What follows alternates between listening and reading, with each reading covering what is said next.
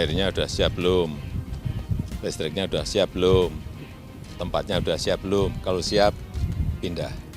Belum dapat laporan dari PUPR, Pak? Hah? Belum dapat. Sudah tapi belum. Sudah tapi belum. Tapi soal kepresnya bakalan kepres pemindahan ibu kota apa bakal terlaksana sebelum dipasang? Kepresnya bisa sebelum, bisa setelah Oktober. Kita melihat situasi lapangan. Kita tidak ingin memaksakan sesuatu yang memang belum, jangan dipaksakan. Semuanya dilihat, progres lapangannya dilihat.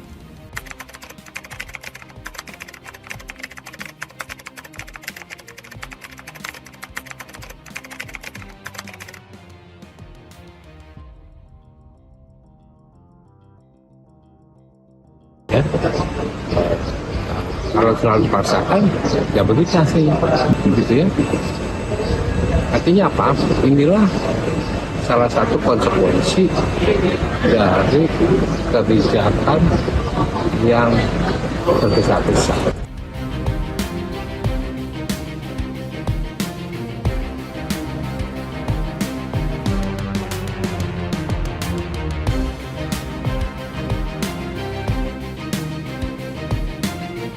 Ini kan barang yang sudah kadung kan. Hambalang saja yang kecil begitu saja sudah menjadi beban sejarah yang luar biasa. Apalagi satu kota. Saya mendapatkan misalnya WA ya dari pengawas di sana. Dia sendiri orang yang mengawasi itu aja sudah sangat pesimis itu jadi ya. Jadi saya bacakan. Kan 2020 Simsalabim ya. 2023 udah ngantor nih semua di sana. Lu gimana ceritanya? Udahlah, ojo ke susu lah. Wah luar biasa. Asik. Ojo ke susu. Ojo ke Susu susu. itu tidak selamanya sehat, apalagi kalau ke susu. Kan Legacy ini kan bukan soal keburu. legacy Jokowi, Oh, enggak. oke. Bukan soal legacy Jokowi. Jangan sampai legacy itu mengorbankan banyak hal termasuk uang rakyat. Wah saya bilang itu ambisius ini, terlalu ambisius. Maafkan, ini kayak orang miskin yang mau pamer. Presiden mengundang warga negara Singapura membeli tanah dan tinggal di IKN, menurut saya memang itu perlu diluruskan. Itu kan tidak saja tidak adil bagi yang melaksanakan, justru kita zolim kepada mereka. Harusnya diluruskan kembali. Tentu kita berharap ya presiden yang baru atau pemerintahan yang baru juga melakukan hal yang sama, Oh. meluruskan. Ini adalah project nation dignity, Oke. martabat Setuju. bangsa. Jadi saya nggak setuju tuh maksa-maksa investor datang, nyuruh warga negara asing beli tanah di ibu kota negara. Menurut saya itu, aduh, harus Kebablasan. diluruskan, kebablasan. Itu nggak perlu menadahkan tangan ke investor asing, itu kan menjatuhkan harga diri kita. Prabowo tidak meletakkan ikan itu sebagai priority, Pak. Ya. Ini kan real. Tidak semua yang dia sampaikan ketika kampanye itu juga harus direalisasi, Pak. Harus Apa kebanggaan kita sebagai warga negara dengan IKN itu? Kan nggak ada. Dan tidak usah berpikir bahwa siapa yang menjadi hero, ya kan? Siapa yang kemudian memunculkan legacy.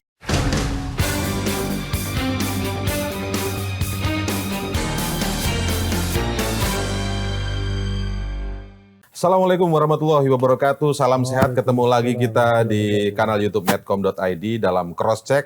Nah, pekan ini saya ajak Anda kembali untuk menyimak diskusi seputar Ibu Kota Nusantara atau IKN. Kenapa IKN? Karena ada dua hal yang menjadi catatan redaksi Medcom. Yang pertama, ketika awalnya rencana peringatan 17 Agustus mau secara total dilakukan di IKN pada tahun ini, ternyata di tengah jalan berubah menjadi hybrid. Ada di Ibu Kota Nusantara, ada juga di Istana Negara Jakarta. Nah, kemudian yang kedua ini yang juga cukup menarik, tiba-tiba Presiden Joko Widodo merasa justru bertanya ke wartawan, apa sudah bisa ditempati untuk berkantor di sana. Karena Presiden sendiri sempat optimis akan langsung berkantor di IKN dalam waktu dekat atau di bulan Juli ini. Tapi terakhir sudah berubah karena belum ada listrik, belum ada air bersih, belum ada tempat atau gedung yang bisa ditempati secara layak, akhirnya juga ditunda. Saya nggak mau pakai kata batal lah, ditunda. Untuk waktu yang kita juga belum tahu kapan akan dilakukan. Nah ini pun soal IKN juga disorot oleh sejumlah media internasional tentang tanda kutip kesan pesimisme Presiden Jokowi. Di dalam negeri pun juga berbagai kritik datang. Yang ada yang menyebut bahwa inilah akibat kebijakan yang terlalu pede, terlalu tergesa-gesa, dipaksakan. Bahkan ada juga yang menyebut bahwa presiden terpilih nanti juga sepertinya tidak akan berkantor di IKN. Kita coba ulas-ulas hari ini ya dengan Bang Refli Harun, pakar hukum tata negara, sebenarnya senior saya ini di Media Group ya Bang ya. Pernah ada di Media Group. Tapi kan saya keluar, beliau masuk. Baru masuk. Gitu. Bang Refli terima kasih. Iya. Kemudian ada Bang Deddy Efri Sitorus, politisi PDI Perjuangan. Bang Deddy sehat Bang? Belum bisa ngerokok-ngerokok di sini Bang, belum bisa. Belum bisa. Bercanda doang. Kemudian ada Bang Handi dari PKS ya Bang Handi. Waalaikumsalam. Oke, saya mau tanya ke Bang Deddy dulu nih, karena waktu saya baca sebuah artikel gitu ya. Saya membaca Pak Jarod nih, Pak Jarod Saiful Hidayat. Pakai baju merah dia. Pakai baju merah. Pak Jarod mengatakan ketika Presiden Jokowi merespon lah ya pernyataan Presiden yang mengatakan belum bisa berkantor di sana, belum ada air bersih, belum ada listrik. Pak Jarod mengatakan begini, inilah akibat kebijakan yang terlalu tergesa-gesa, dipaksakan. Kurang lebih kayak gitu poin pembicaranya Pak Jarod. Tapi sebenarnya PDI Perjuangan sendiri gimana sih Bang Deddy sekarang melihat soal IKN secara utuh ini? Proyek IKN ini? Rakornas kita beberapa waktu yang lalu. Ya. Salah satu rekomendasinya adalah mengingatkan kepada pemerintah untuk memastikan penyelesaian ibu kota negara. Karena apa, itu sudah merupakan undang-undang dan sudah menjadi kesepakatan politik di Dewan Perwakilan Rakyat. Ya. Nah, itu komitmen kita bahwa yang namanya IKN mau tidak mau harus kita selesaikan dengan segala katakanlah ketidaksetujuan maupun pendapat yang masih berbeda di kalangan masyarakat. Tapi secara politik sudah selesai dengan adanya undang-undang itu. Jadi kita nggak mungkin menjilat ludah sendiri. Saya termasuk orang yang pertama mengangkat isu potensi keterlambatan IKN dan kegagalan untuk upacara 17-an di sana ya. Ketika kepala otorita IKN dan wakilnya tanda kutip mundur. Kenapa tanda kutip Bang? Tanda kutip karena saya lebih yakin dari informasi yang saya terima ya dipaksa mundur atau dianjurkan mundur. Gitu ya? Ya. Karena gagal. Karena banyak sekali target yang tidak bisa tercapai. Kan mimpinya presiden berkantor di sana kalau nggak salah bulan Juli ya. Betul. Nah itu kan tidak mungkin terjadi. Makanya kemarin Pak Jokowi mengangkat soal air dan listrik gitu ya. Tapi kita lihat sendiri jangankan berkantor di sana ya. Untuk upacara saja yang tadinya direncanakan melibatkan 8.500 orang. Akhirnya kan kalau tidak salah setelah pergantian kepala otorita IKN itu langsung ada rapat yang kemudian meminta PJ Gubernur DKI untuk menyiapkan alternatif. Dari situ saya sudah yakin bahwa sebenarnya tidak mungkin optimal perayaan 17 Agustus di IKN. Ya, dan terakhir kan benar diputuskan kalau tidak salah saya hanya sekitar 1.500 orang yang akan ke sana. Karena apa? Infrastruktur dasarnya aja belum selesai. Masih banyak yang di bawah target. Ada yang 50, ada yang masih 60-an. Ya, yang sudah 100% juga ada. Tapi 1.500 yang berangkat ke IKN pun tuh masih cenderung dipaksakan juga nggak? Itu pun akan sangat menyulitkan mobilisasi. Ya. Untunglah kayaknya kalau untuk paskibraka dan yang lain itu sudah bisa menginap karena kan per 10 Agustus nanti sudah tidak boleh ada kegiatan di IKN. Dan mereka harus menginap. Kalau kemarin sebelum pergantian kepala otorita itu yang siap itu hanya hotel yang berkapasitas 191 orang milik Sedayu Group itu kan. Nah, sekarang mudah-mudahan sudah lebih dari itu. Ya harapan kita supaya kita kembali berpikir secara realistis lah, ya. Mungkin Presiden Jokowi bermimpi, punya keinginan supaya sebelum dia turun dari kursi ke presiden bisa berkantor di sana, kan gitu nih. Tapi sepertinya sesuai target itu tidak akan tercapai. Tapi dari awal kebayang nggak sih kalau kemudian 2024 atau Juli 2024 yang sebenarnya adalah bulan ini gitu bisa berkantor atau baru tahu setelah kepala otorita dipaksa mundur tadi itu? Ya, kalau sebagian publik melihatnya memang sudah dari awal kayaknya nggak mungkin deh. Publik awam loh ini, publik awam ya. Tapi kan kita diyakinkan dengan Pak Jokowi bisa 2 kali dalam sebulan pergi ke sana. Ya bawa menteri-menteri nginap di sana, bikin konser di sana. Itu kan untuk meyakinkan publik bahwa ini akan terjadi, siap kan? Tapi kan ternyata tidak Iya, iya. terjadi gitu. Jadi kalau saya sih sejak awal memandang bahwa yang namanya membangun kota baru, apalagi ibu kota, Dari awal, itu dari nol. bukan Bandung Bondowoso, Pak. Ini bukan proyek Lara Jonggrang. Iya, iya. Karena untuk membangun satu ibu kota, jangankan ibu kota, kota biasa saja, itu perlu ratusan tahun, Pak. Dulu pernah diingatkan nggak gitu Ya dari sudah, PDI kita Perjuangan? sudah ingatkan. Oh, sudah jangan sering terlalu- diingatkan ya? Ya dong, ya ketika rapat-rapat di komisi, itu kan pasti diingatkan gitu ya, dan ditanyakan progresnya. Nah, ini yang kemudian Maaf Bang, saya potong sedikit. Saya tertarik ini karena ini datang dari Bang Deddy, Pak Jarod gitu ya. Pak Jokowi ketika, saya mohon maaf dulu nih, ketika masih akrab dulu dengan PDI Perjuangan, sering datang ke DPP, diperingatkan juga nggak? Diingatkan juga soal ini terlalu ambisius gitu, terlalu tidak pede? dong, Enggak ya? secara direct kan tidak. Oke. Ya, tetapi secara normatif dengan beliau tentu pernah Oke. di partai kita. Tapi kan kita tugas yang pengawasan kan di DPR. Oke. Itu kita mengingatkan kepada Kementerian Teknis yang bertanggung jawab, juga kepada BUMN yang mengerjakan gitu ya. Jadi itu. Jadi saya melihat bahwa sepertinya kita tidak belajar dari banyak pembangunan ibu kota negara di daerah lain, di negara lain maksudnya. Ya.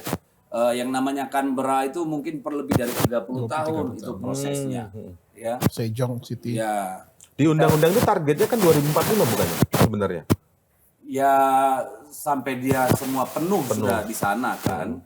Itu itu pun saya nggak yakin bisa tercapai dalam Nggak artian yakin ya? sebuah kota yang sudah fungsional ya. Betul. Karena kan membangun kota itu bukan hanya gedung, jalan raya, air, listrik. Iya, iya. Ya kan ini ada suatu jaringan kan. Betul, termasuk betul. swasta, termasuk penduduk, kehidupan mereka yang bertugas di sana. Karena peradaban Orang, di situ ini kan. kompleks. Iya, iya. Gitu ya. Nah, ini yang kemudian menurut saya harusnya kemarin dari awal tuh fokusnya pada ekosistem ibu kotanya.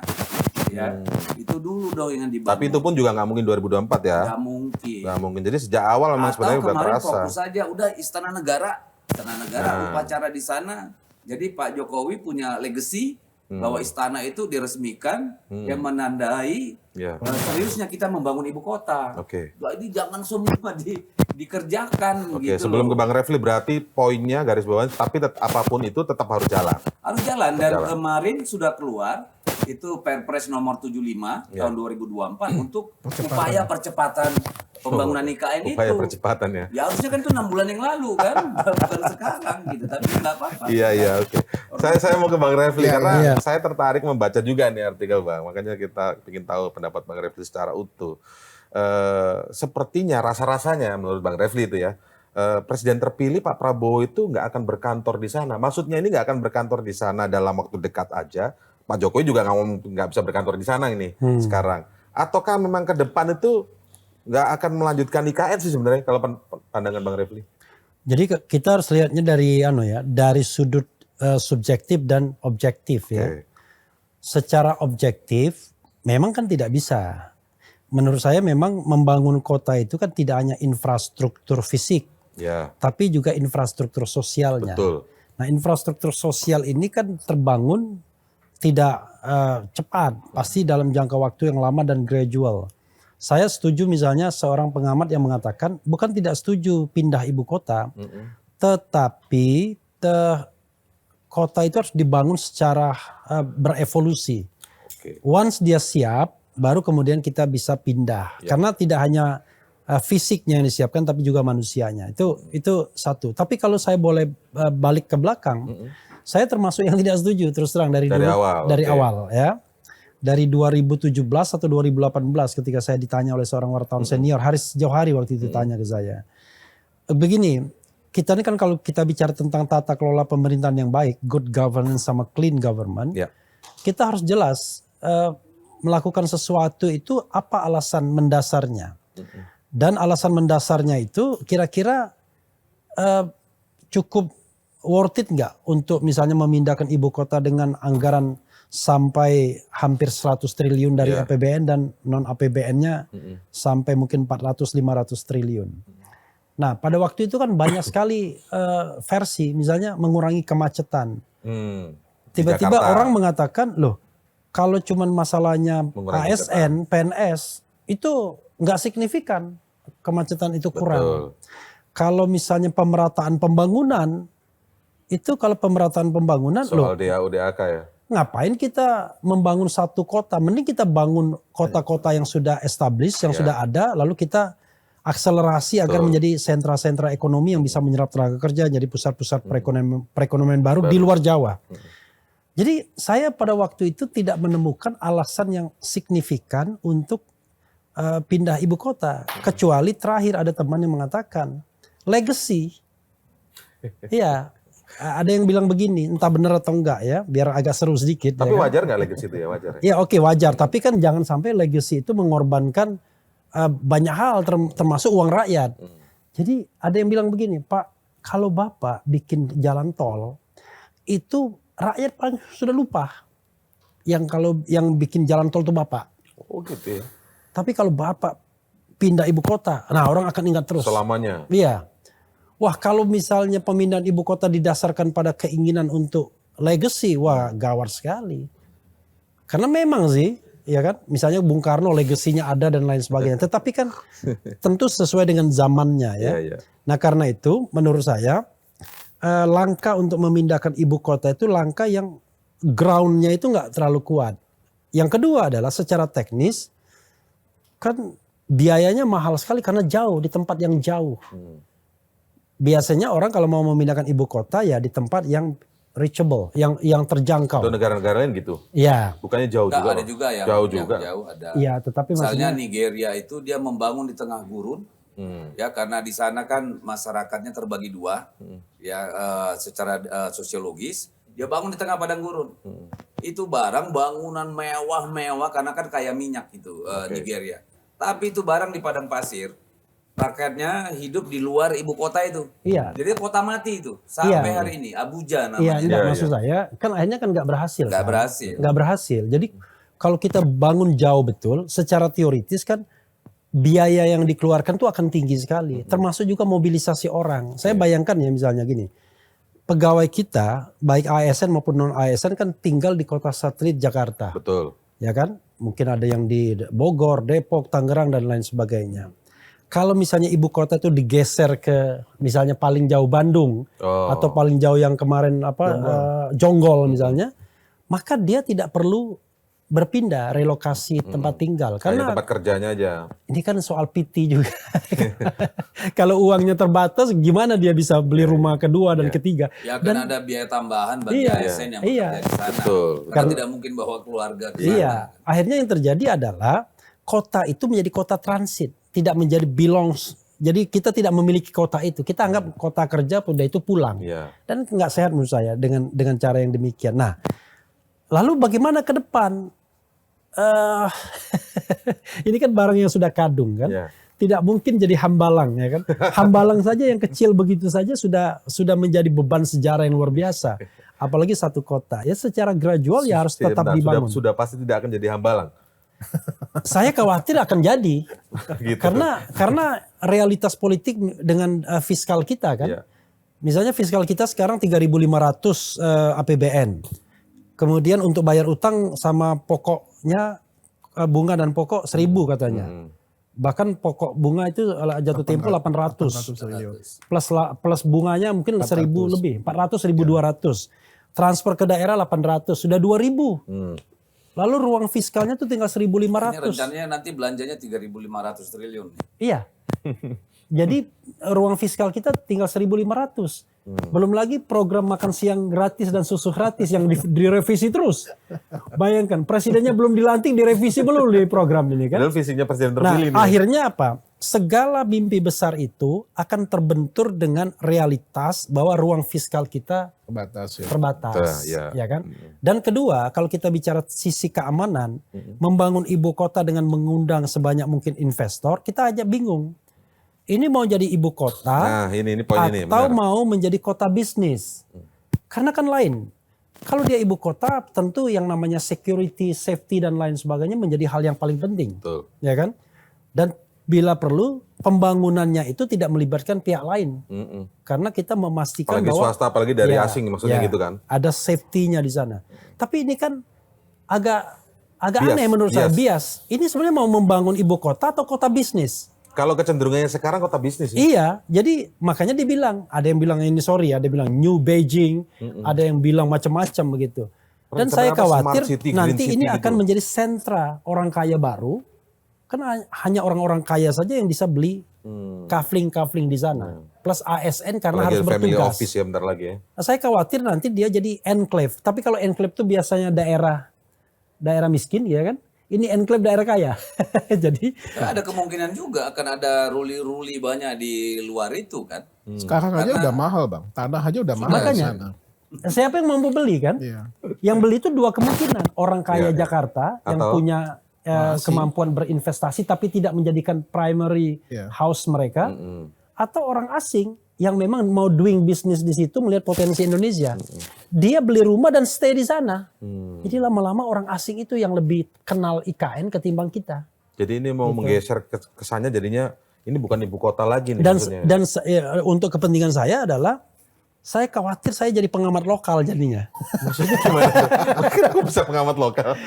Sekarang kan kita pengamat pakar nasional kan, Iya, iya, karena di iya, Jakarta iya. kan. Kita geser nanti podcastnya sana kita geser. Saya bikin lagu nih antara kau, aku dan bekas ibu kota gitu kan, judulnya kan. Jadi depannya gini. Ada gitar Oh nggak? nggak bisa. Nggak bisa. Hai demokrasi, halo konstitusi, bagaimana kabarmu hari ini? Oke. Negeri kok kacau begini, harga-harga melambung tinggi. Itu sih kata pengkritik Jokowi. Wah, ini versinya jazz apa versinya apa nanti? Bang Andi sekarang Bang Andi deh. Iya, iya. Ya, nah Bang Andi sekarang saya ke Bang Andi. Kita nggak ngomong sikap PKS lah dari awal kan PKS apa yang menolak ya. Iya. Jelas itu politically menolak tuh jelas dari awal. Tapi saya mau masuk ke poin yang tadi sempat disinggung oleh Bang Refli sebenarnya memang. Di tempat ini juga saya pernah ngundang Bang Andrinov. Bang Andrinov itu ya bagian dari yang bagaimana IKN akan disusun dan bahkan sebelum Bang Andrinov tadi menteri ya. Iya. Mereka yang beliau yang mengusulkan lah tentang bagaimana konsep. Tapi ketika di tempat ini mau meluruskan dan mengatakan bukan ini konsep yang dibikin bersama Bang Andrinov bersama teman-temannya, koleganya. Ini kota pemerintahan sebenarnya. Ketika sudah mulai ada investor asing rencana dan makin banyak katanya ada antri. Bukan seperti ini. Ini hanya mau memindahkan kota pemerintahan.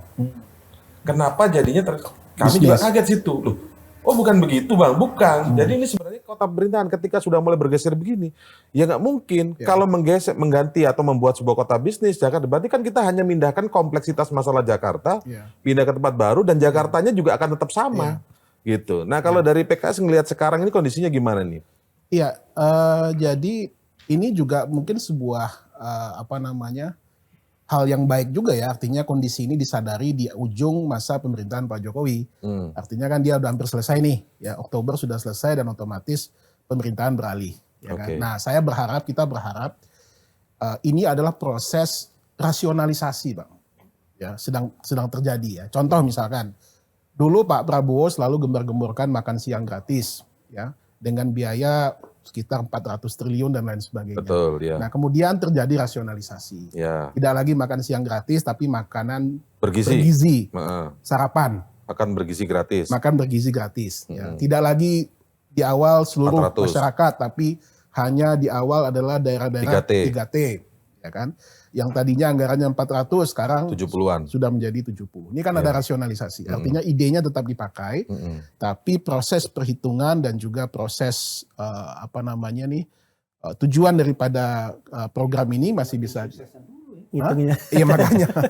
Nah, termasuk juga Jauh sekali melesetnya. termasuk juga Berapa persen ya IKN turunnya? ini ya. Iya. Nah, tentu kita berharap ya presiden yang baru atau pemerintahan yang baru juga melakukan hal yang sama. Meluruskan mungkin ya, meluruskan apa yang sudah dicita-citakan mulai dari zaman Bung Karno ya. Kemudian oleh presiden-presiden berikutnya ya, dan juga supaya ini kita letakkan dalam proporsi yang sebenarnya gitu. Apakah memindahkan kota pemerintahan atau nanti akan menjadi kota bisnis? Kan sebenarnya itu banyak referensi yang kita bisa pakai. Kalau kita memindahin kota menjadi kota administrasi saja, Putrajaya bisa jadi contoh. Nah, tapi itu kan cuma 2 jam dari Kuala Lumpur kan? Atau dari Sydney ke Canberra, ya, atau dari Seoul ke Sejong City. Nah, itu kan nggak terlalu jauh. Nah, oleh sebab itu menurut saya biarlah pemerintahan ini mencoba merasionalisasi, jangan sampai nanti tadi kita sudah sepakat ini akan jadi beban fiskal yang luar biasa.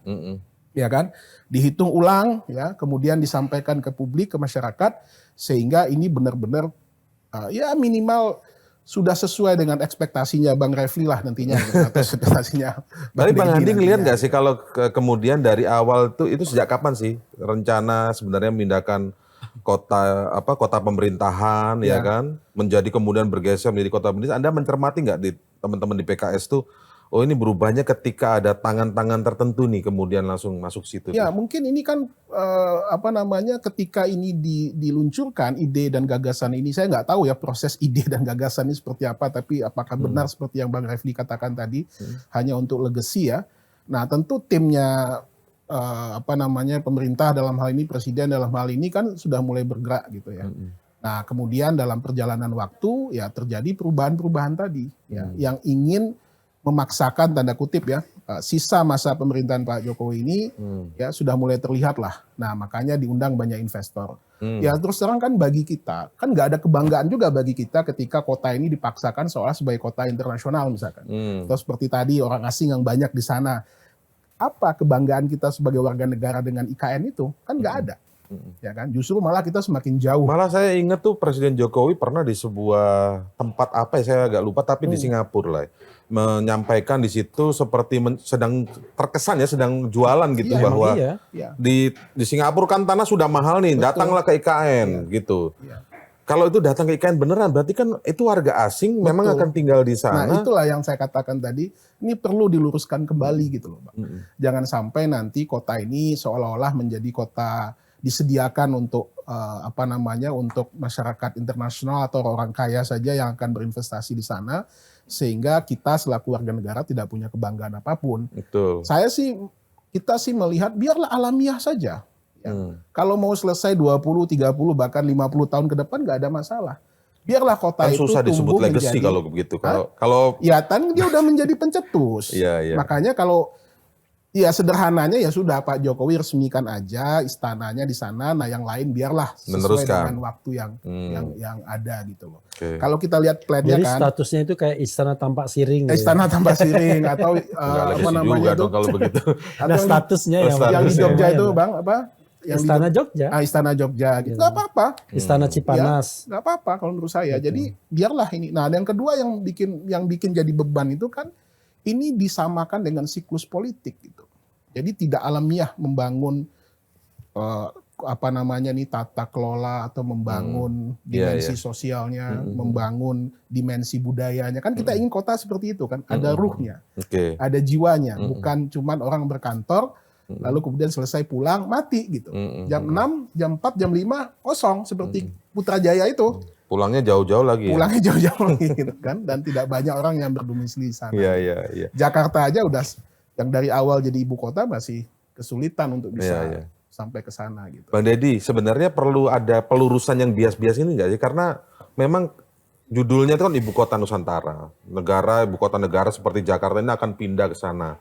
Tapi kemudian ya itu tadi ada elemen-elemen misalnya investor-investor diundang. Terus seperti yang saya singgung tadi, Presiden Jokowi pernah di Singapura mengundang beli tanah Singapura kan mahal, ayo ke IKN. Ini kan warga asing nih pada masuk semua. Ini mau ibu kota negara atau nanti menjadi kota bisnis yang memang diinvestasikan untuk warga-warga internasional silakan ada di sini dengan harga, artinya uang untuk negara masuk gitu misalnya. Clear-nya kayak apa sih mungkin Bang Deddy sebenarnya? Ya pertama dari segi penamaan ibu kota Nusantara itu jangan dibiasakan kalau menurut saya. Oh gitu. Ibu kota negara Republik Indonesia. Oh ibu kota negara ya? Iya dong. Bukan ibu kota Nusantara ya? Nusantara termasuk Malaysia ya? Iya, termasuk Kamboja, Vietnam, itu kan bahaya juga. Benar dia jualan ke Singapura tadi kan Nusantara juga. Jadi gini, sebenarnya kan pemindahan ibu kota ini bukan proses baru. Terakhir yang mendiskusikan ini kan zaman pemerintahan Pak SBY. Ya. Betul ya.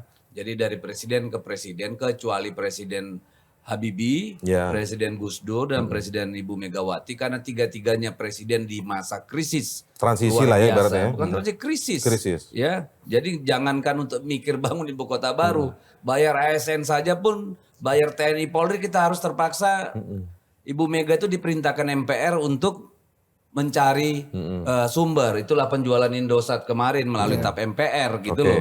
Jadi itu kan untuk negara. Nah, secara historis ada, ya. Kemudian yang sangat penting juga sebenarnya secara ekologis. Daya dukung Jakarta ini emang udah luar biasa parah, Pak.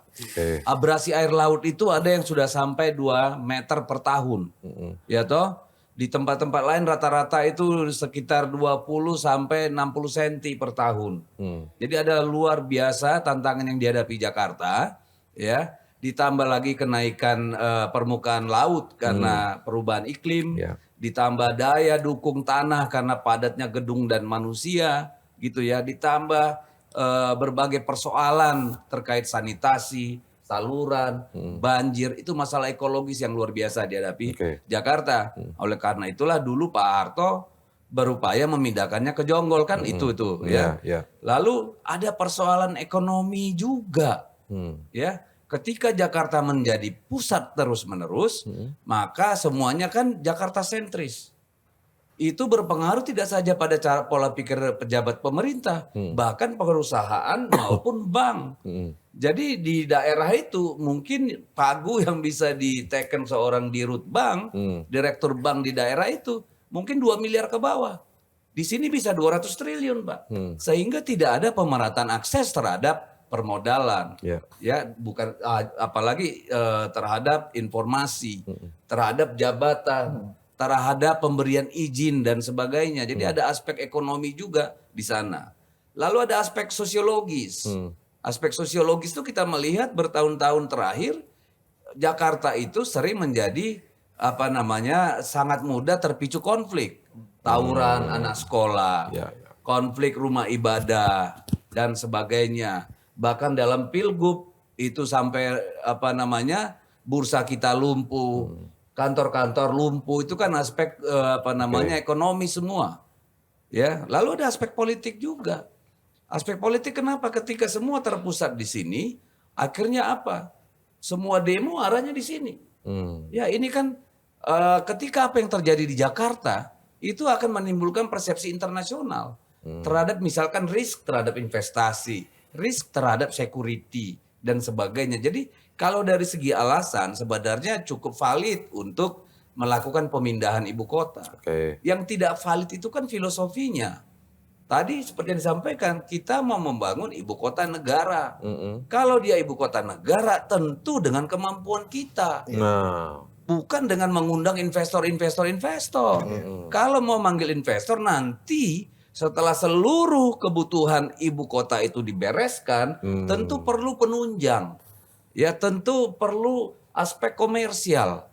Itu masuknya di luar wilayah ibu kota negara itu dong. Karena ini kan pride of the nation. Ya. Jadi kalau sampai presiden mengundang warga negara Singapura membeli tanah dan tinggal di IKN, menurut saya memang itu perlu diluruskan. Karena kan filosofinya berarti sudah jauh bergeser. Bayangan kita kan memang membangun ibu kota pemerintahan. Nah itu tentu dengan ini kan kemampuan dasar kita. Artinya tidak mungkin buru-buru. Nah, step by step. Gitu Bang, kalau tadi dasarnya soal keterbatasan ruang fiskal kita ya. Tapi untuk membangun ibu kota pemerintahan kalau sesuai dengan filosofi awalnya, itu cukup kita secara pembangunan. Seharusnya cukup. Kalau tidak harus terjadi dalam 3 tahun, 4 tahun, 5 tahun. Ini memaksakan. Iya dong. Oke lah misalnya harusnya kan kita membayangkan dalam katakan 5 tahun presiden, semua lembaga-lembaga penting seperti Kemenko, Panglima, kan, Panglima tiap angkatan, Kapolri, Bin, gitu kan, Jaksa Agung udah ada di situ, itu oke. Target Dalam 5 tahun dulu, 6, 10 tahun. Gradual berarti ya? Gradual dong, iya kan? Baru kemudian menyusul yang lain. Karena seiring dengan masuknya ke sana para ASN ini, aspek komersial itu tanpa diundang pun pasti datang. Karena ada demand. Kan ada demand untuk membangun sekolah, rumah sakit, mall, tempat hiburan. Kan ini akan muncul tanpa harus didorong. Nah ini kan semua mau dipaksakan, pokoknya jadi ini, jadi semua. Iya kan, 2020 diketok, 2023 udah ngantor nih semua di sana. Lo gimana ceritanya?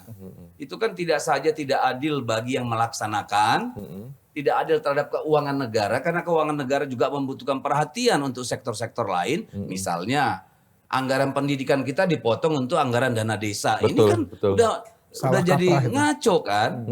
Itu yang menurut saya harusnya diluruskan kembali. Kita dukung IKN, tapi ya kembalikanlah pada arah dan filosofi mendasarnya itu. Sebenarnya yang di undang-undangnya juga begitu, Bang. Bunyinya begitu. Selama ini ketika sudah mulai melenceng, manggil investor ini kan sudah lama juga, terkesan malah dari awal loh, Bang. Loh, negara kita ini kan semua isu ditutup dengan isu baru tiap hari. Oh gitu. Reproduksi isunya kan nggak habis-habis, Pak. Ya memangnya saya ngomong sekali kemudian lalu ada perubahan di Istana Negara kan enggak, atau berpengaruh terhadap kementerian, besok isunya udah lain. Geser lagi ya. Geser lagi. Nah ini juga makanya media juga perlu konsisten. Ya mana isu-isu yang penting bagi bangsa, karena bukan kalau hanya yang viral. Betul. Jadi saya tambahkan, Mas. Jadi karena no viral no justice kenapa kemudian justru mengundang banyak investor itu sebab dari desain awalnya itu kan memang dari 460 triliun yang sudah disahkan itu ya untuk biaya pembangunan IKN itu kan 20%-nya itu dari dana APBN ya. Kemudian sekitar 28% itu dari BUMN, BUMD dan sekitar 54%-nya atau 253 triliun itu dari kerjasama swasta dengan badan pemerintah lah, KPBU itu. Nah, inilah mungkin yang menurut saya ya kenapa kemudian pemerintah getol sekali nih jualan ini. Sebab dana APBN saja sampai hari ini itu sudah masuk sekitar 70 triliun. Atau 80% dari alokasi anggaran keseluruhan. Tapi kalau 400 itu tadi dicicil bertahap sampai tahun yang katakanlah tadi 2045 tadi mungkin ya nggak langsung segede itu sebenarnya kan. Itulah yang saya katakan tadi karena ini dipaksakan mengikuti siklus politik. Pak Jokowi akan selesai 2024, ya kan? Dia harus upacara di sana, dia harus berkantor di sana. Setelah mengetahui 2024 nggak mungkin terjadi, minta perpanjangan jabatan itu nyambung nggak kira-kira? Iya mungkin bisa. Nyambung Bang Deddy yang bisa jawab. Nyambung nggak? Karena kan kita lihat progresnya aja lah ini kan. Ini total progres fisiknya itu kan total itu baru 43, hampir 44% lah dari 105 paket itu kan. Itu ada 3 batch. Itu rata-ratanya 43% Pak yang tercapai. Hanya yang desain and build-nya karena itu gampang kan, itu oke. Jadi kalau total untuk fisik ekosistemnya aja itu baru 57% yang tercapai. Yang 2024 dari 158 paket yang terkontrak baru 130. Jauh ya. Jadi udahlah, ojo ke susu lah. Luar biasa. Ojo ke susu. Ojo ke susu. Susu itu tidak selamanya sehat, apalagi kalau ke susu. Iya. Iya kan? Jadi harus pelan-pelan, bertahap. Kita dukung semangatnya membangun IKN itu karena kita punya alasan yang valid dan solid bahwa kita harus melakukan itu. Tetapi jangan terburu-buru, pelan-pelan. Ya. Jadi untuk Bang, Pak tapi Jokowi, kalau bicaranya soal legacy Bang, kalau bicara soal legacy ini kan bukan keburu. soal legacy Jokowi, enggak. Okay. Bukan soal legacy Jokowi, tadi kan saya sudah paparkan ada aspek historis, ada aspek ekologis, ada aspek politis, ada ekonomis, kan segala macam. Maksudnya pandangannya bahwa kalau kemudian itu menjadi warisan karena dibuat di zaman Pak Jokowi, dipikirkan dan dieksekusi zaman Pak Jokowi, automatically akan menjadi legasinya. Tetapi kan dia tidak mungkin bermimpi begitu dia turun simsalabim udah jadi itu barang. Itu yang menurut saya harus ekspektasinya harus diturunkan. Egonya turun lah ya. Ekspektasi lah kan. Kalau ego kan semua udah tahu kayak apa ego Pak Jokowi. Tapi ekspektasinya harus diturunkan lah. Ya. Kalau saat ini kita hanya bisa konsentrasi membangun istananya aja dulu. Harusnya tidak segaduh ini. Gitu loh. Dan biayanya pun biaya tidak harus negeri sendiri bisa. Iya. Padahal lagi pula kita sudah tahu. Tadi masalah ruang fiskal kita. Pemerintahan Prabowo tidak meletakkan IKN itu sebagai priority, Pak. Ini kan real. Nanti lihat aja anggaran 2025 di mana IKN duduknya di sana dan seterusnya. Karena perlu menjadi catatan bagi kita. Ketika Pak Prabowo bicara mau menggenjot utang sampai sekian persen dari PDB, 50%. kita lang 50% dari PDB itu langsung dihajar kurs kita. Lompat langsung ke 16.400, Pak. Bahaya itu barang. Bahkan terhadap program makan siang aja itu berpengaruh terhadap kredit rating kita. Betul. Capital outflow terjadi. Jadi saya berpikir Pak Prabowo juga harus hati-hati memilih mana yang dilanjutkan, mana yang dibuat baru. Seharusnya kan memang tidak boleh terputus daripada yang lalu gitu. Tapi buat yang baru juga jangan kayak belokan tajam Pak U-turn-nya kan. Susah nanti semuanya gitu. Kasihan beliaunya, janjinya nanti tidak terrealisasi. Dan saya juga ingin berpesan nama Pak Prabowo, tidak semua yang dia sampaikan ketika kampanye itu juga harus direalisasi, Pak. Harus realistis juga. Ya, perlu pendalaman. Gitu. Jadi nanti ditagi yang sudah dikampanyekan ditagi masyarakat itu pemilihnya. Itu dia dong. Tapi kan kalau yang dia janjikan dan disampaikan pada rakyat tidak realistis dilakukan, kemudian dia punya champion program yang lain yang melekat di hati rakyat, harusnya kan tidak perlu takut ya. Karena ini kan untuk keselamatan bersama. Kan gitu, jangan karena dulu gua janji naik semua gaji PNS, gaji guru, gaji ini, takor APBN-nya. Iya. Lo apa mau? Begitu naik gaji, inflasinya meroket, harga barang naik, harus realistis juga gitu loh. Oke. Saya mau kembali ke soal yang IKN realistis atau tidak sekarang itu ya, Bang Refli. Tapi bicara soal IKN kemudian sampai investor ternyata nggak ada direvisi kan, akhirnya nol tuh, nggak ada sama sekali ya. Padahal sebelum-sebelumnya kan sudah antri, kemudian sudah ada yang tanda tangan MOU ya, terus kemudian ternyata nol, belum ada sama sekali. Ternyata asing pun nggak mau sebenarnya gitu loh Bang Refli. Tapi apakah memang benar persoalan IKN? Kita coba konsisten mengawal IKN ini karena apa? Kita berpikir nih, IKN ini jangan-jangan akar masalah semua persoalan akhir-akhir ini. Bisa nggak saya langsung lompat ke sana Bang? Atau itu konklusi yang lompat gitu? Langsung lompat. Tapi begini sebenarnya ya, kalau kita bicara tentang bagaimana kita merumuskan masalah dan kemudian memecahkan masalah, saya merasa kok nggak nyambung ya. Karena gini, misalnya saya membayangkan ya, kalau Jakarta itu sumpek, Jakarta itu mau macam-macam lah kondisi kotanya, maka jawabannya kita munculkan satu kota yang baru. Harusnya kan nggak begitu. Harusnya yang terjadi adalah bahwa IKN itu hanya menyelesaikan satu sisi saja, yaitu sisi ibu kotanya. Oke? Karena itu misalnya ASN, pusat-pusat pemerintahan itu dipindahkan semua. Tapi itu kan hanya berapa persen dari persoalan Jakarta. Persoalan Jakarta yang paling banyak ini adalah karena dia menjadi pusat perekonomian nasional. Uang beredar begitu banyaknya. Karena itu kan perlu memencarkan sentra-sentra ekonomi itu kan. Sehingga menurut saya relevan kalau kita misalnya memperkuat kota-kota yang sudah existing. Baik secara eksistensi kota tersebut maupun secara geografis. Sehingga nanti secara gradual kita bisa menyelesaikan problem kota ini. Jadi misalnya satu, problem kemacetan. Kan tidak bisa problem kemacetan shortcut dengan melarang orang menggunakan mobil pribadi misalnya. Jalan tuh. Tapi kalau seandainya ada kota lain tetap bisa mencari alternatif kerjaan, tidak semua mahasiswa yang tamat harus datang ke Jakarta. Maka kan menyelesaikan persoalan. Jadi menurut saya juga agak bingung. Kalau misalnya kita membutuhkan sebuah pusat pemerintahan yang lebih tenang, yang tidak macet dan lain sebagainya, maka kita tidak membutuhkan IKN seperti sekarang ini yang besarnya minta ampun. Jadi cukup kota yang barangkali lebih sejuk, lebih kecil size-nya, tapi bisa menampung ASN dan pusat-pusat pemerintahan yang ada, kantor-kantor pusat pemerintahan. Itu satu sisi. Dan kalau itu dikurangi, saya bayangkan baru 1/4 saja yang berkurang dari Jakarta kan.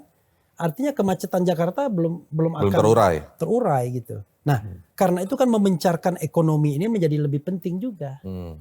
Karena itu saya lihat kok sepertinya mau simsalabim. Ini ada kota yang bermasalah lalu dipindahkan ke kota berikutnya.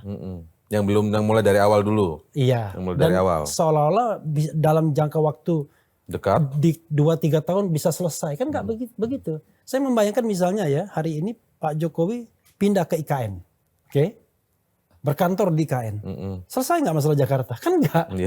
Kan? Justru dia creating new problem, dia membuat masalah baru kan. Nah, karena itu menurut saya ke depan Prabowo harus jelas ini. Anda harus bisa memetakan masalah dan jawaban atas masalah tersebut. Jangan kemudian akhirnya nggak matching. Makanya saya selalu berpikir ketika misalnya Jokowi bicara bahwa IKN itu atau Nusantara ya, Nusantara itu adalah persembahan Indonesia untuk dunia, Green City dan lain sebagainya. Wah, saya bilang tuh ambisius ini, terlalu ambisius. Tapi Jadi kalau jangka bukan lagi waktunya dalam- jauh sesuai dalam misalnya benak- 2045 gitu. Dia kan pengen pindah cepat ketika dia terakhir Sekarang kayaknya berkuasa. mulai realistis ya Bang. Iya, Bang Refli. jadi ketika dia ngomong seperti itu, wah ini maaf kata, ini kayak orang miskin yang mau pamer. Oh gitu ya. Iyalah, kita kan negara kita kan Ya. ada masalah fiskal, ada masalah kemiskinan, pengangguran dan lain sebagainya. Tiba-tiba kita mau bikin sebuah kota yang menjadi percontohan dunia. Tapi dengan nebang-nebangi pohon.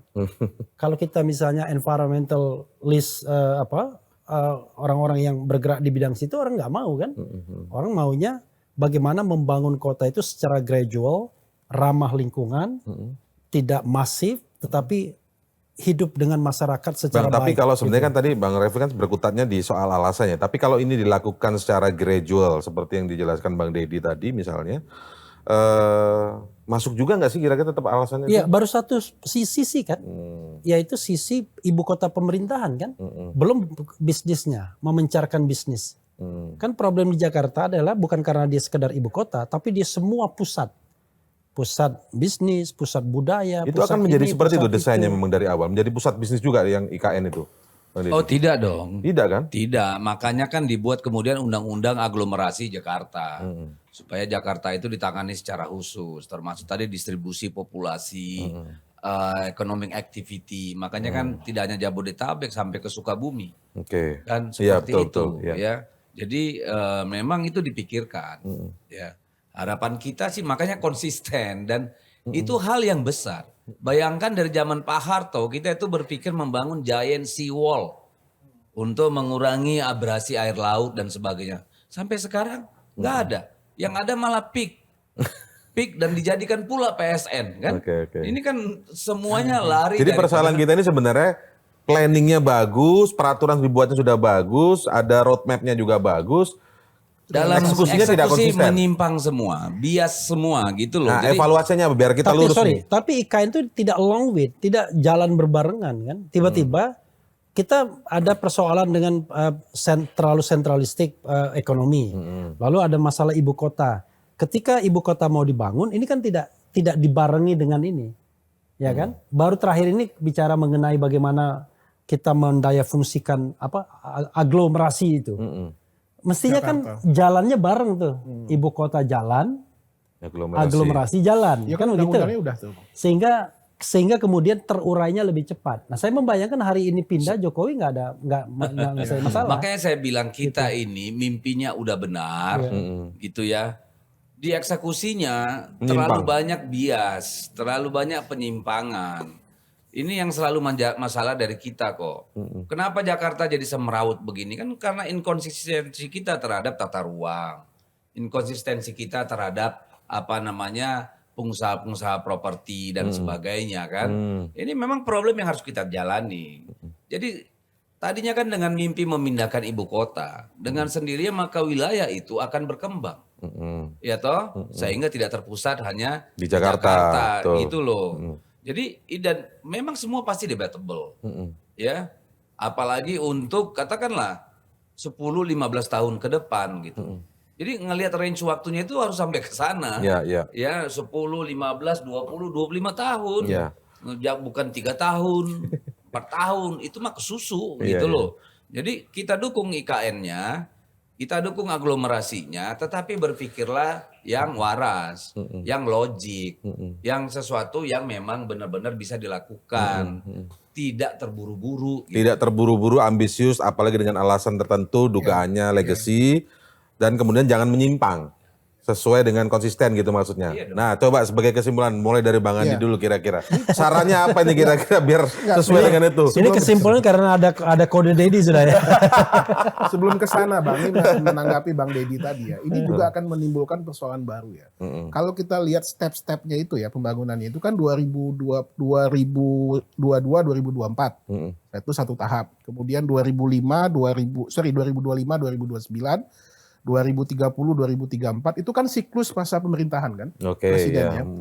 Kebayang nggak oleh kita misalkan, kita kan nggak tahu nih ya, presiden nanti yang terpilih 2029 misalkan, atau 2035 misalkan, dia punya ide lain.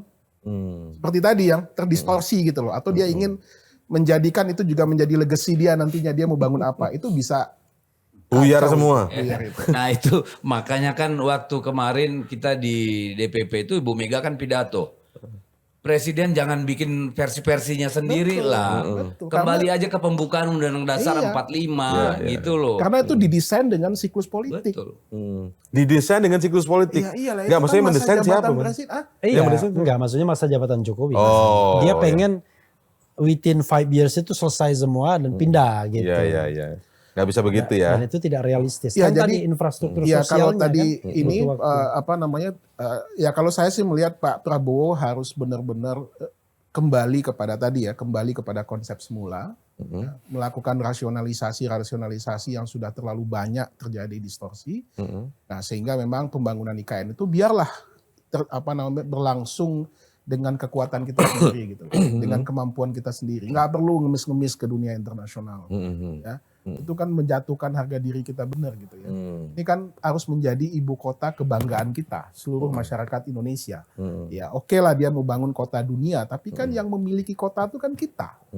Ya, nah jadi biarlah menjadi kebanggaan kita, pride daripada bangsa ini, sehingga pembangunannya itu nggak perlu menadahkan tangan ke investor asing atau minjem-minjem ke lembaga internasional, itu semakin merendahkan kita. Gitu. Dan yang kedua, kota ini biarlah alamiah, tidak perlu ditargetkan harus selesai sekian tahun, Jadi dia berproses secara alamiah, ya artinya ekosistem sosialnya terbangun, ekosistem bisnisnya terbangun, ekosistem pendidikannya terbangun. Dengan alamiah. Alamiah. Walaupun itu gitu. membutuhkan waktu panjang Ya, dan memang begitu ya. Nggak apa-apa, toh kan Jakarta juga nggak akan tenggelam 5-10 tahun ke depan kan. Itu kita nggak tahu itu. Ya ini kan prediksi ilmiahnya kan begitu. Nanti bisa inkonsisten juga. Karena? Misalnya listrik, sekarang kita kan mau itu sebagai green city. Ya. Sekarang listrik, harus ada listrik. Listriknya pakai apa Pak? Diesel kah, batu bisa, bara kah? iya, Kan kembali harus lagi. mikir. Iya. Iya kan? Betul. Tidak menjadi green city lagi. Tidak green city lagi gitu loh. Jadi Glen City. Ayo sekarang Bang Deddy deh sebagai kesimpulan supaya konsisten nih.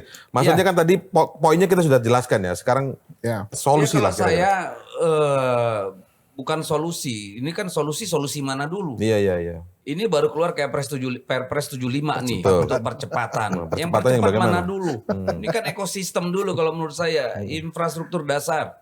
Jadi memang harus secara bertahap. Ini adalah proyek nation dignity, martabat bangsa. Jadi saya nggak setuju tuh maksa-maksa investor datang, nyuruh warga negara asing beli tanah di ibu kota negara. Menurut saya itu, harus diluruskan, kebablasan kalau menurut saya. Jadi ini proyeknya negara harus dibiayai oleh APBN gitu ya. Kalau perlu dengan apa? Dengan cara utilisasi semua aset pemerintah yang ada di Jakarta. Kan kalau pindah di gedung-gedung kan sebenarnya bisa dikomersilkan. Misalnya ya dikerjasamakan dengan para investor. Tetap bisa. Karena gitu bakal loh. kosong kan nantinya kan. Betul, ya kan. Jadi itu dulu pembiayaannya memang harus, kalau saya harus murni APBN. Oleh karena itu waktunya pasti akan lama. Panjang. Dan dia bertahap. Katakanlah pada 5 tahun pertama target kita adalah semua yang terkait dengan katakan pertahanan, ya keamanan. Pindah dulu situ Pindah ya. dulu situ, itu dulu, ya kan. Lalu apa kemudian yang terkait dengan sumber daya alam atau ekonomi pada 10 tahun berikutnya, gitu. Jadi jangan dipaksakan Kemenko udah terus seluruh kementerian, seluruh ASN. Ini kasihan juga sama keluarga ASN. Betul. Kalau anak-anaknya sudah ada nyicil rumah di sana, dia harus tambah keluar biaya bolak-balik dari IKN kembali ke Jakarta. Banyak yang minta pensiun. Gak sedikit itu ya. Iya, itu kan Banyak minta pensiun dini, betul. Jadi ini harus dipahami oleh Presiden Jokowi. Janganlah pelan-pelan saja kalau menurut saya. Kita semua dukung kok yang namanya IKN. Tapi realistis lah, ya. Karena tidak ada contoh-contoh di mana dibangun secara tergesa-gesa tanpa memperhitungkan ekosistemnya, itu berakhir dengan kegagalan. Tadi saya sudah sebutkan Abuja itu. Kalau Anda pergi ke sana, itu seperti Hyatt, gedung-gedung tinggi ada, tapi nggak ada listrik, nggak ada air, Pak. Kosong berarti ya. Kosong. Jadi kalau udah habis jam kerja jam 4 sore, pegawai negeri dan rakyat yang melayani di sana itu tinggalnya di luar ibu kota, jadi slum area. jadi tempat ruli-ruli, dan di sana kejahatan penyakit berkembang dengan luar biasa gitu. Jadi ini harus dipikirkan secara matang, pelan-pelan kita support, tetapi bertahap sesuai kemampuan negara, sesuai dengan tahapan-tahapan perkembangan kotanya gitu. Jadi kalau dengan itu saya yakin dalam 15-20 tahun kita punya ibu kota baru yang baik. Ini masyarakat awam jadi ngerti bedanya soal itu ya berarti. Yes. Waktu itu kenapa diburu-buru akhirnya butuh investor. Investor asing. Jadi malah berbelok filosofinya kan gitu ya. Oke, Bang Refli silakan sebagai penutup Bang Refli.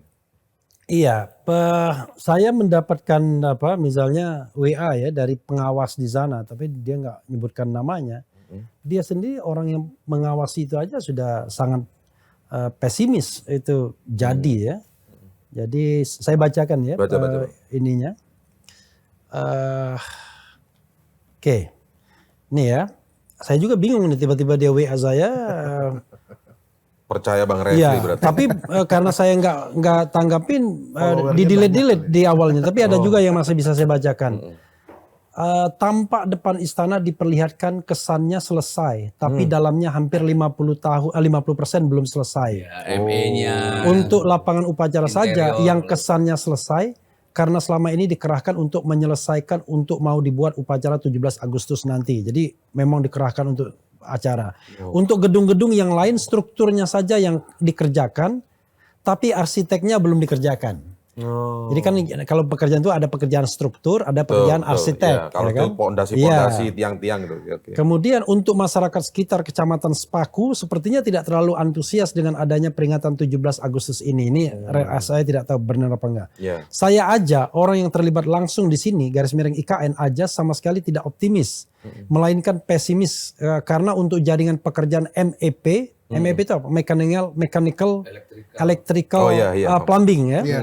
Khususnya untuk pengadaan air bersih dan jaringan tata udara atau HVAC juga masih belum dikerjakan sekitar 60% lagi. Belum apa-apa dong berarti ya.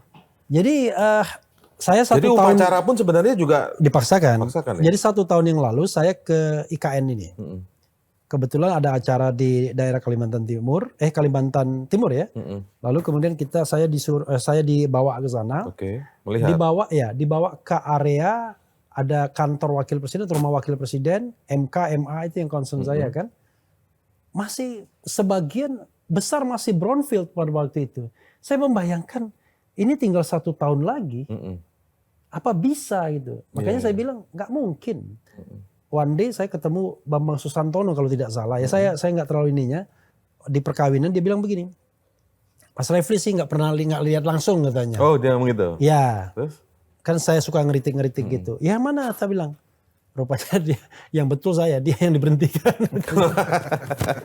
Jadi, Ada satu lagi masalah yang sangat mendasar di Apa sana. itu, Bang? Soal masyarakat adat. Oh, oke. Kita bermimpi memberikan keadilan dengan menggeser ibu kota. Iya. Tapi sampai sekarang lebih dari 2.000 hektar tanah adat masyarakat Kalimantan di sana itu belum terselesaikan. Jadi kita bukan meningkatkan taraf hidup atau menghargai warga setempat. Justru kita zolim kepada mereka karena Akhirnya tanah mereka diambil. Itu salah satu yang geser filosofinya tadi berarti ya? Iya, Nggak, itu jangan-jangan nanti perpres itu juga untuk dalam rangka itu, Bang. ya bisa jadi. Jadi kami juga titip nih kepada Pak Jokowi, jangan ninggalkan sesuatu legacy yang buruk. Iya. Karena Malah kita jadi legacy datang ke buruk tanah ya. Kalimantan memberi kehormatan kepada mereka.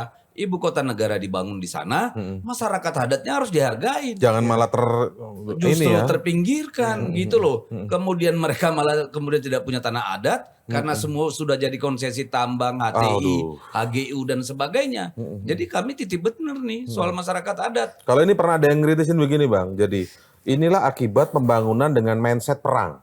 Semua Yes. harus cepat Betul. dengan mindset perang. Ya, saya tanya, emang siapa yang mindset perang? Ya, pokoknya yang perang di TNI katanya. Ya itu ini problem sangat mendasar. Iya. Maksudnya Luhut filosofi ya. Wah, saya nggak ngomong. Kita bicara soal keadilan antar wilayah. Terus datang kita ke satu daerah malah zolim sama masyarakat adat masyarakat setempatnya. Itu kan salah kalau menurut saya. Apalagi misalnya tiba-tiba mereka dibuatkan rusun. Lah orang yang biasa berkebun berladang terus dibuat rusun mau ngapain dia? Iya. Ini kan aneh kalau menurut saya ya. Jadi harus dipikirkan juga wilayah khusus untuk masyarakat adat, masyarakat setempat untuk bisa meneruskan indigenous Masyarakat. kearifan itu, Kearifan, ya. wisdom itu gitu. Kearifan loh. lokalnya. Iya. Oke. Bang Refli, tambahin sedikit lagi penutup. Sudah? Iya, menurut saya ya kita harus betul-betul jernih melihat persoalan ini ya. Sudahlah, ini kan sudah kadung ya, sudah ada kesalahan yang kita harus evaluasi secara jernih. Betul. Yang betul-betul memang membuat konsep yang workable, yang bisa diimplementasikan, yang rasional, dan tidak usah berpikir bahwa siapa yang menjadi hero, ya kan? Siapa yang kemudian memunculkan legacy dan lain sebagainya. Fokus ke proyeknya aja ya. Fokus dignity bagaimana tadi itu. menyelesaikan masalah. Tetapi penyelesaian masalah itu hanya bisa dilakukan kalau kita bisa mengkonstruksikan masalah itu secara baik. Oke. Tapi kalau kita tidak bisa mengkonstruksikan masalah itu secara baik, tidak mungkin kita bisa menyelesaikan masalah. Oke. Dan terjadi dengan ibu kota ini. Oke. Ya. Baik, ini diskusi kita tentang IKN tentu saja akan dinamis dan kita akan nanti lihat ke depan. Kita mungkin ajak. Saya mau titip satu ngobrol-ngobrol lagi juga. Oke, Bang. Itu dari 27.000 orang yang bekerja di sana. Iya. Ya, itu 23.000-nya kalau nggak salah datang dari luar itu. Dari luar Mas maksudnya? Dari luar wilayah itu, dari wilayah Kalimantan Timur. Jadi itu saja sudah masalah kalau menurut saya. Ini juga Awalnya harus niatnya diluruskan. nggak begitu ya? Ya, Memberdayakan harusnya kan masyarakat kita lokal. Memberdayakan gitu loh. Oke, terima kasih. Kita ucapkan Bang Refli, Bang Dedi, Bang Handi atas waktunya di bincang-bincang kita di Crosscheck akhir pekan kali ini. Terima kasih Anda terus menyaksikan Crosscheck di kanal YouTube medcom.id. Saya Indra Maulana. Assalamualaikum warahmatullahi wabarakatuh. Waalaikumsalam warahmatullahi wabarakatuh.